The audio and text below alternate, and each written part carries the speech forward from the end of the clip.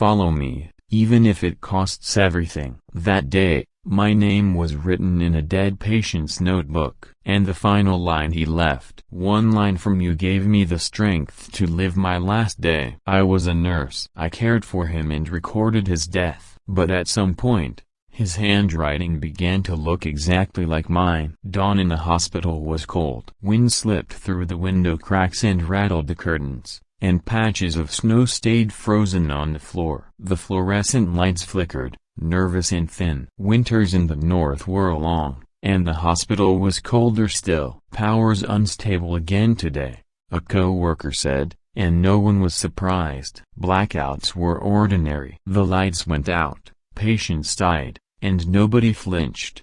Death was the most common routine here. Before sunrise, they brought in a new patient to bed 5. The man on the stretcher, his face was pale, his fingertips frozen stiff. The doctor spoke briefly. "Frostbite and lung injury. The next few days will be rough." His name Park Sung-hun, age 33, no guardian. I connected the 4th and checked his temperature with the reflex of a habit learned too well, but something in me stopped. His lips moved barely. No sound, yet the shape looked like "I want to live." My heart dropped. I turned my head away, as if that shape might touch something inside me. I had tried to keep still. On the small table by his bed lay a worn notebook. The cover was rubbed thin, a ballpoint impression scrawled across it. "The patient's journal." I hesitated for a long time, then opened to the first page. There were sentences instead of numbers. I look at the nurse's eyes again today. She looks tired, but to me, that's the only comfort I have. I forgot to breathe. I'd never seen the word comfort inside this hospital. Here, people were cases to be treated, not souls to be comforted. I turned the page. A line of ink had bled and dried there. "I want to live, but I don't know why." It was a short sentence, but it lingered inside me a long time. It wasn't a wish, it was a cry. To want to live and not know why. That meant almost all hope had already been spent. I couldn't close the notebook. Light pulled on the paper and made the letters sway. Then the wall slogan caught my eye. "The people's glory is our nation's medicine." It hovered in the air like old dust. "A patient can die as long as the report is filed. A person can vanish while the system stays intact." That was this hospital's truth. That night I left the light on. If the room went dark, I felt his sentences would go dark with it. Military trucks grumbled outside. A marching song floated from far away. "I want to live." I mouthed the words. At that moment the monitor brightened and beeped a shade higher, then calmed, as if someone had heard my whisper and answered back. Days passed. He was still unconscious. But something was wrong or strange. Every time I came back after my shift, a new line had been added to the notebook. The ink was still fresh, the letters trembled. The window was open today. Wind came in. I wish I could go out. I hear laughter outside. It scares me. I want to live, but I don't know why. I read those lines every day. If he was unconscious, then who wrote them? Did he wake for a moment and fall back under? Or had I been the one writing all along? That night I thought of God for the first time in 10 years. The afterglow of a cross when my hometown church was torn down, light leaking through a collapsing roof. It returned to me. I stood at the corner of the ward and whispered, almost to no one, "God, if you're there, please remember this man." It had been a long time since I prayed. But when a soul is desperate, prayer finds its way without being taught. A faint rise moved across his chest. I swallowed hard. His lips barely moved. "I see light." I heard it, clear as day, though his eyes were still closed. Something in me began to change after that. His journal was not just a record. It was a life not yet finished. And perhaps, the way God had chosen to wake me. I picked up a pen and left a single line beneath his words. "I'm listening." It was forbidden, of course. But my soul was too loud for silence. Snow fell outside. It layered over the ward windows until the weak lights glowed through the white. I looked into that glow and breathed a prayer that wasn't quite a prayer. "Let us live." Him, and me. The monitor chirped just once and steadied. His chest rose again, small but real. That tiny movement taught me faith again. The next morning, on the frosted pane of the empty meeting room, I used my fingertip to scratch, "I want to live." Not to show anyone, but to start the day on the same line. It became the first beat of my breathing. The night was long. The snow showed no sign of stopping. Wind battered the ward windows until they moaned, a sound like someone's low groan caught in the frame. The generator died and the lights went out. In the dark I clicked on a small flashlight. Its narrow beam only made the room's shadows heavier. In that cone of light lay bed 5. Park Sung-hun's face calm as if he were only sleeping. His eyes were closed, but his expression held a quiet peace. I slid his notebook from the table. There was one more page than yesterday. The handwriting looked as if it had been written moments ago. Ink dark, strokes unsteady yet sure. I dreamed a strange dream today. I was crossing a river, water so cold my feet couldn't find the bottom. But on the far bank, there was light. I stared at the line for a long time. A river. Here,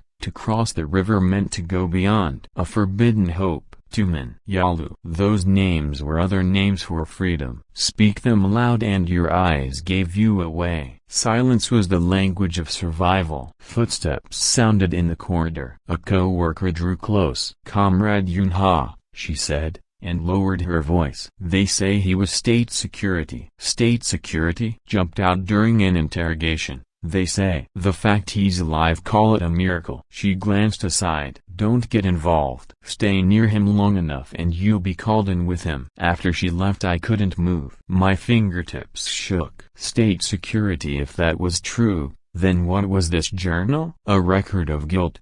Or the confession of a penitent? I opened the notebook again. The script had grown rougher, but the thought was clearer. If there is even one place where a person can tell the truth, there is still a reason to live. The words knocked at my heart. Truth. That word was banned for me as well. Speak it here and you were marked as against the party. I had to write lies, always. Recovering for a dying patient, stable for a vanishing pulse. Every time, my fingers froze on the chart. I couldn't close the cover. That sentence pressed like heat into my palm. A living line. If someone believed it, perhaps someday the lie would crack. I lifted my pen and wrote, small, beneath his. "I'm listening." It was a message to myself as much as to him. A whisper to wake the ear I had kept shut for years. 3 in the morning. The corridor held its breath. Only static murmured through the ceiling speaker. Then came the sound of boots. 2 state security officers stepped into the room. "The patient's condition? Critical. Report the moment he wakes." Their eyes settled on the notebook. "What is that?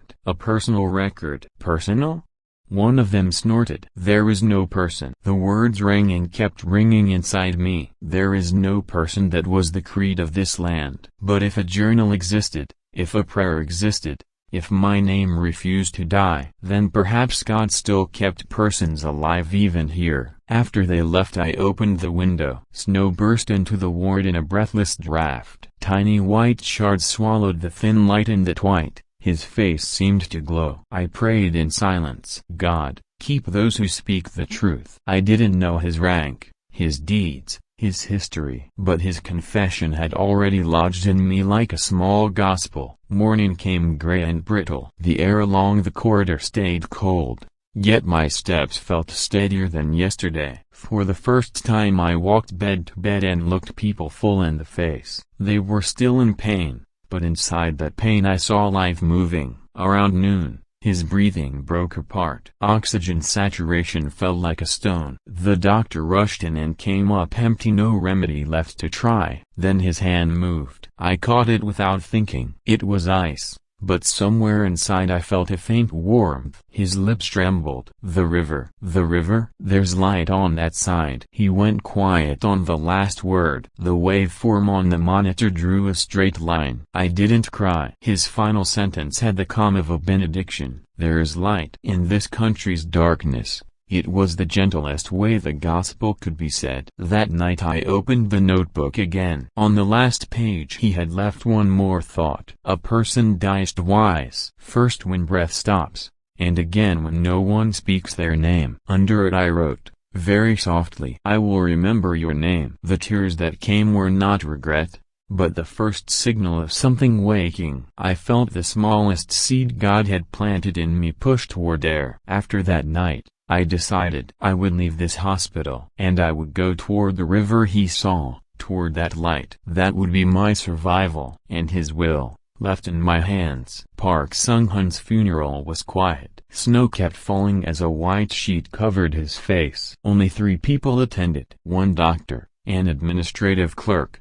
and me. His name appeared once in the hospital's register, but by the next morning it was gone. In the digital records a single word remained deleted. In this country, death was a click. A person could disappear faster than a screen could blink. As I stamped the final form, my fingers trembled. It felt as though my own name were being erased with his. The notebook lay hidden under my coat. The words inside it whispered through my heartbeat. I want to live. There is light. I am listening. Those lines had mixed with my breath. They lived now inside my lungs. A few days later, I found an envelope in my locker. No sender's name. Inside, a small folded note. The light across the river is not west. It's south. The handwriting was his. If he was dead, someone had carried this here for him. My heart skipped twice. South, the most dangerous direction, and the only hopeful one. After that, the hospital grew unnaturally silent. Searches increased. Security agents prowled the corridors. Someone had fled. Someone had been taken. Fear stared out from every eye. A red notice appeared on the bulletin board. Locate the source of leaked internal records. I couldn't close my drawer. Inside lay the notebook. Every time I opened it,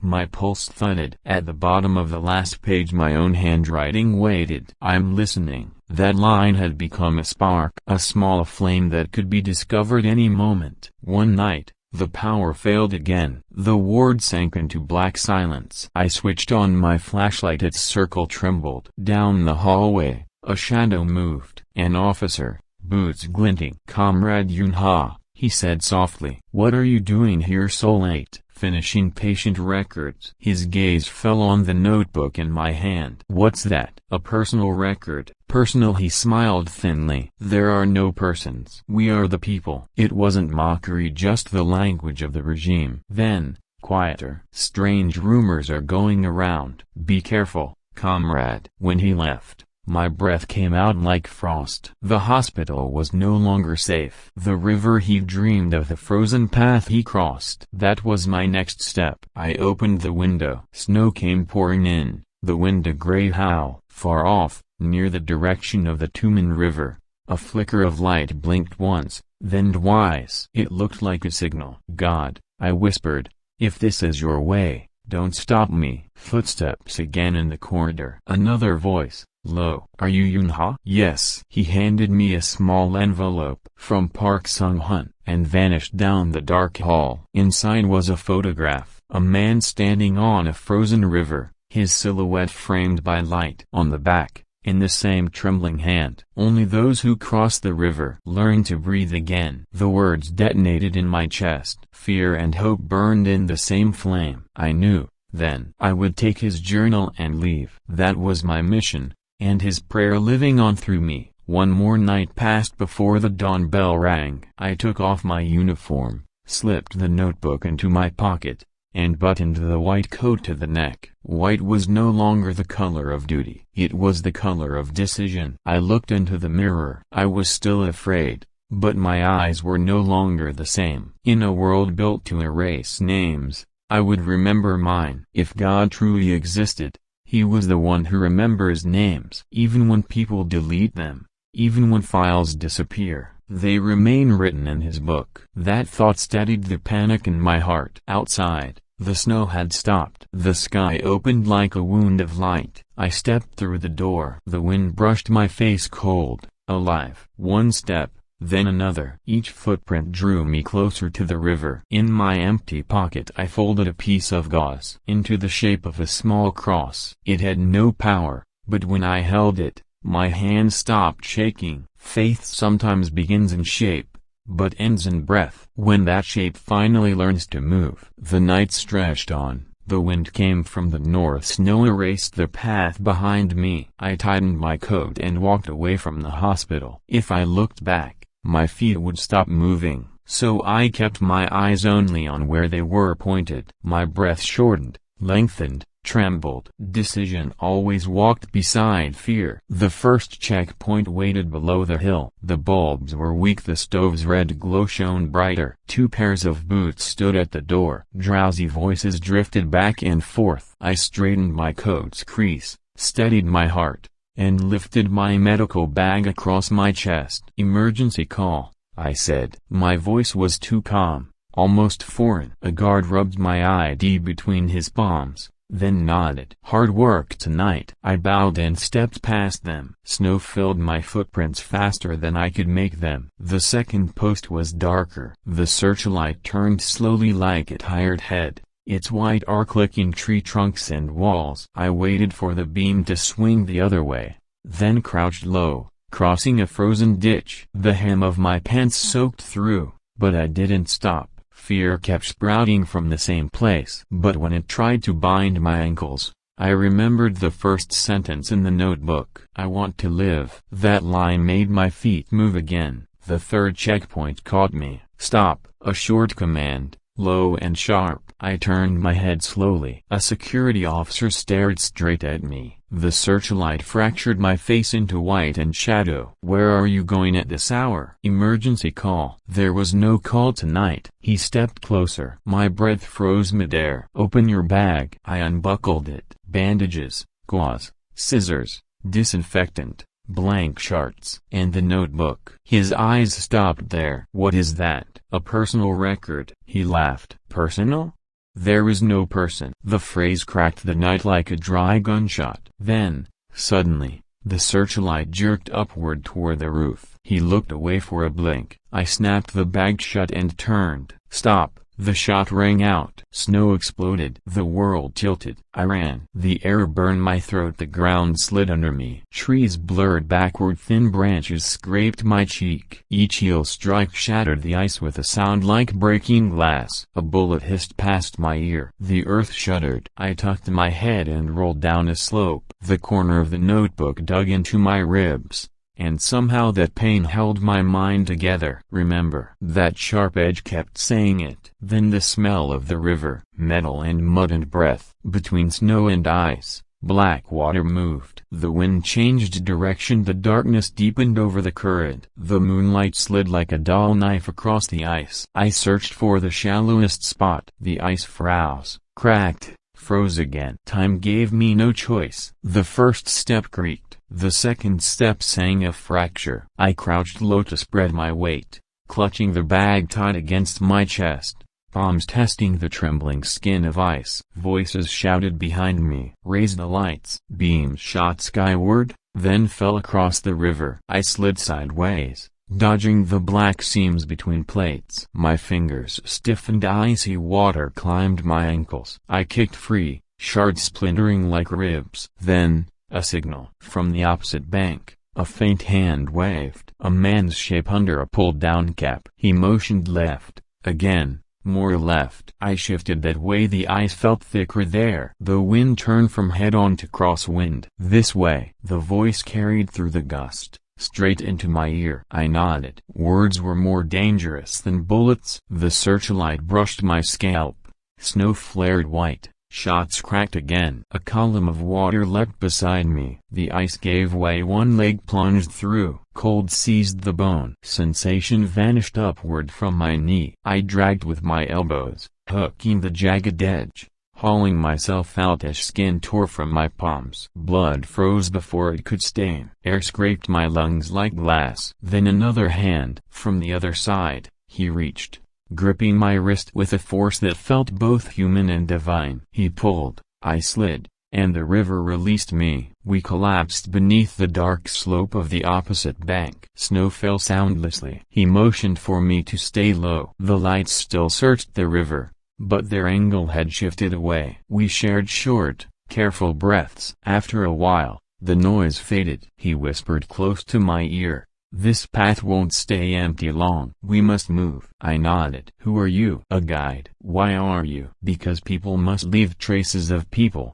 he said, almost smiling. We crawled again through the snow. Our frozen clothes crackled with every move. When we reached a thicket, he stopped. Our breathing found the same rhythm. After scanning the dark, he murmured, "We part here. Head straight south. Over one hill you'll see a wall and a light. There you can rest." I studied his face, eyes that hadn't seen daylight in years, yet carried a steady light within. "And you?" "I go back. Someone must cut the trail." "Why?" He pointed to my chest, to the notebook under my coat. "Because records must live, so must names." I tightened my arms around the bag. He offered his hand. We clasped, brief but firm, his skin icy, yet warmth seeped through. Before turning away he asked, softly, "Do you know how to pray?" I hesitated. "Not well, but I'll try." He nodded. "Then the road is open." I turned south. Snow deep, but the path clear. The ground spoke its quiet rhythm. Here, then here, then here. The hills slope east,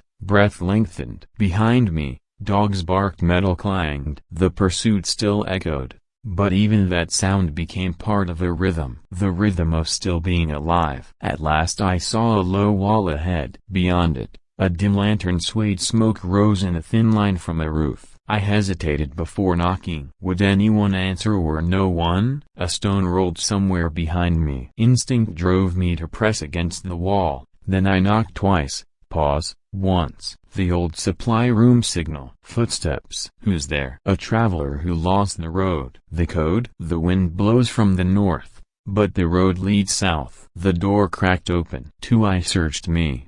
Then a whisper. "Come in." Warm air met me. A man and a woman sat by a small fire. Tea steamed on the table, a thin blanket over a chair. I took the cup, warming my hands, still clutching the notebook to my chest. The man asked, "You crossed?" "Halfway." "Your name?" "Yunha." It was the first time I'd said it without fear. The woman draped the blanket over my shoulders. "Rest. The road changes soon. You'll need strength." I nodded, heat slowly sinking through my bones. I must have dozed. When I woke, the air outside had shifted. The clock's hand moved slightly. The wind hummed a new tune. The man peered through the window slit, then shook his head. "It's time." He led me to the door. "The last stretch." "You walk alone," he said quietly. "But not alone." I folded the words into my heart. At the threshold I whispered a short prayer, not a form, but a breath. Not "let me live,"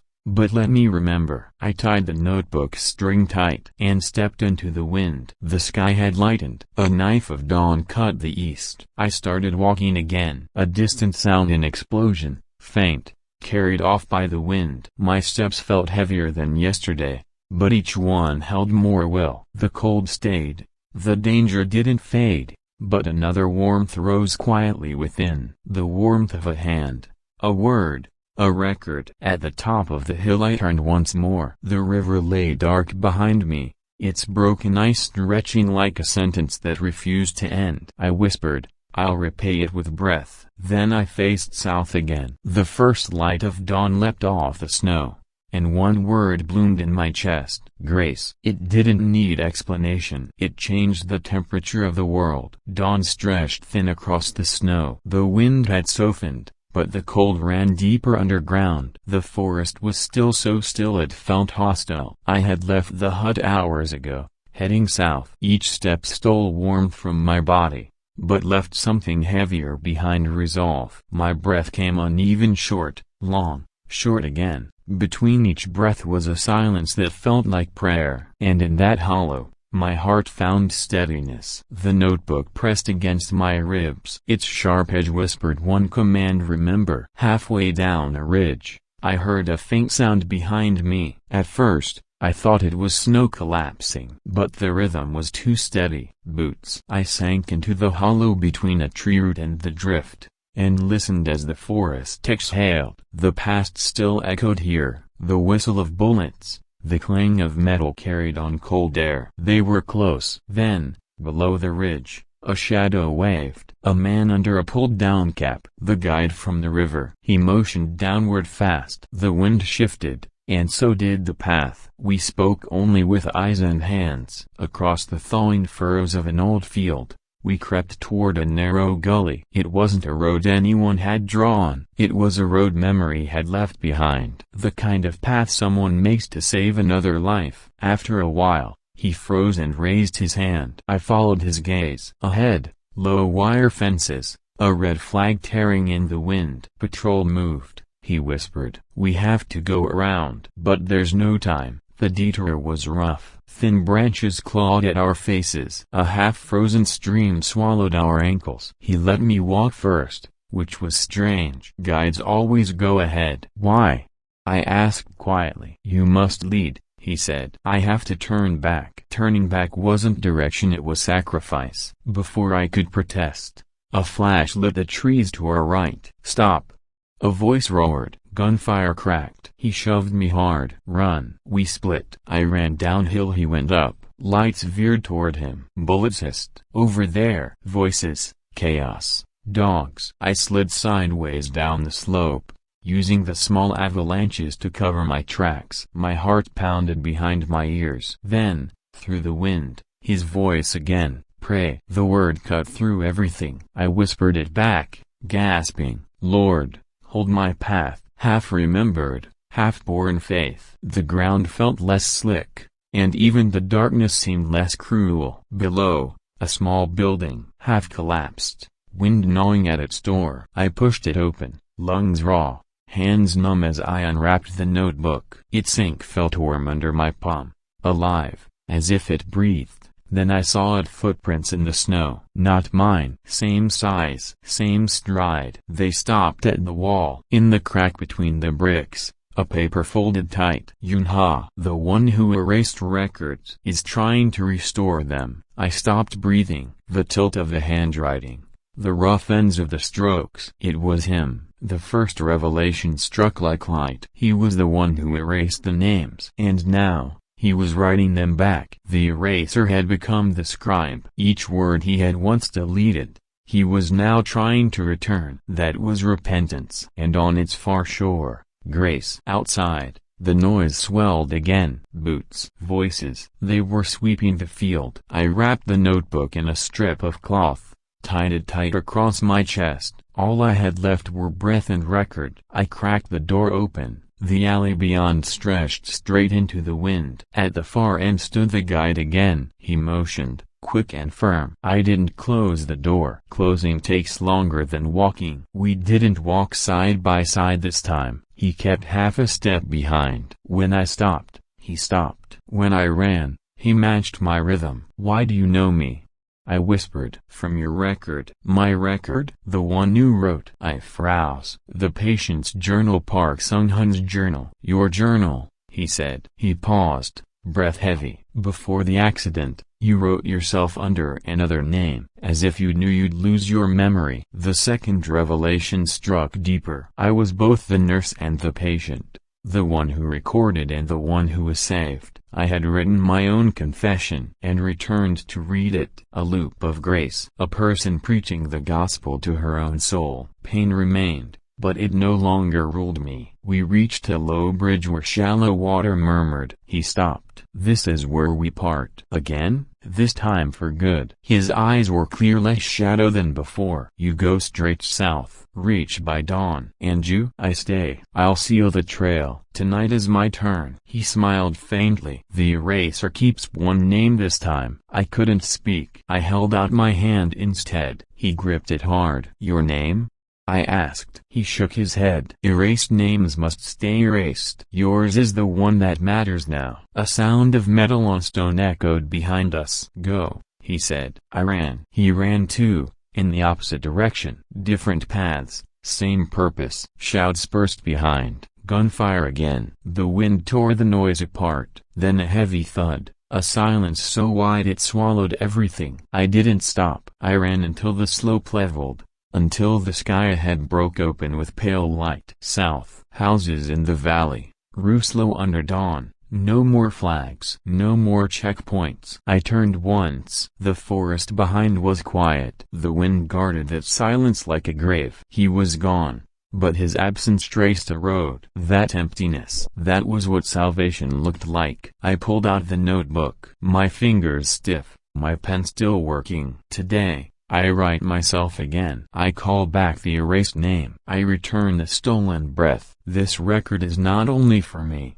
but for those who have yet to cross. As I closed the page, dawn rose fully. The sky peeled apart, its edges soaked in gold. I breathed in cold air, clean and sharp. It filled my lungs differently, as if the same air had learned a new name. My heart spoke it aloud. Yunha, an unerased name. A name that could begin again. Voices rose from the head. Foreign words, not hostile. I lifted my hand, someone waved back, and I understood. Faith doesn't wait on the far shore. It begins where you place your foot. Grace doesn't need to explain itself. It changes the temperature of the world. I prayed one last time. Lord, remember him, and let me repay with breath. The wind brushed my neck like an answer. I nodded, stepped forward into the light. My footprints filled with snow behind me, but even as they vanished, the path remained. The path, like the record, like breath, went on. Epilogue. At the end of breath. Winter in the south felt different. The wind was still cold, but it carried no fear. Through my window, I could hear waves collapsing on the shore. The scent of dawn drifted in. It was a life where running was no longer required. I now worked in a small country clinic. The uniforms were the same, but the air was not. Patients spoke of pain, and I wrote their stories down. I hadn't known that remembering a person's name could feel this warm. At night, I opened the old notebook out of habit. The cover is worn, but the title remains. The Patient's Journal. I'm no longer a patient, yet somehow, I still live inside those pages. The journal has become my prayer book. Inside it, I write names. The dead, the living, and those who have not yet crossed the river. At the end of each day, I add the same line. Today, the breath continued. Every time I write it, something gentle moves in my chest. Breath is not just air. It is God's fingerprint on a soul. As He remembered me,